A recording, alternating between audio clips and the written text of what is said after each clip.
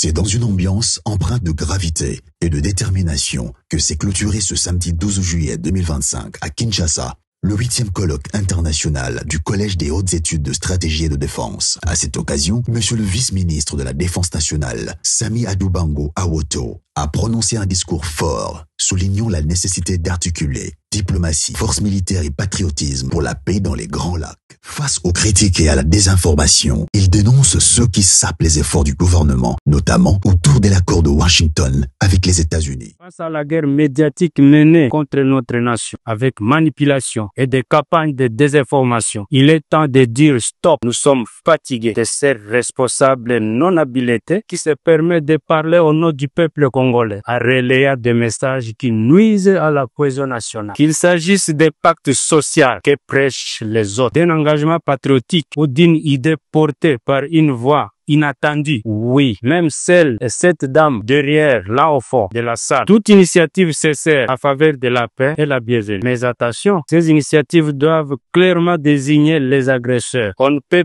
pas parler de réconciliation en occultant les crimes de guerre et de violence subis. Comment pouvez-vous comprendre que groupe d'individus se disent favorables à un pacte social pour la paix puisqu'ils s'érigent contre l'accord de Washington, susceptible de constituer une voie crédible vers une paix durable, comme le souhaite le président de la République? C'est la première fois que la voix du peuple congolais est portée aussi haut dans les sphères stratégiques de la gouvernance mondiale, après des décennies d'indifférence et de silence de la communauté internationale. J'étais profondément surpris de voir certains aller jusqu'à s'opposer au président des États-Unis simplement parce qu'il a choisi d'accompagner le peuple dans leur lutte pour la paix en s'attaquant aux causes réelles du conflit, notamment l'exploitation illicite de nos ressources. Pour Sami Adoubango, le président Félix Antoine Tshisekedi Tshilombo, le président Trump, son administration ainsi que l'ensemble du peuple américain méritent respect de la part des Congolais. Ces personnalités qui se contentent de se promener dans des salons diplomatiques dans l'unique but de saboter les efforts du président de la République doivent arrêter. Le président Trump, son administration et tous les peuples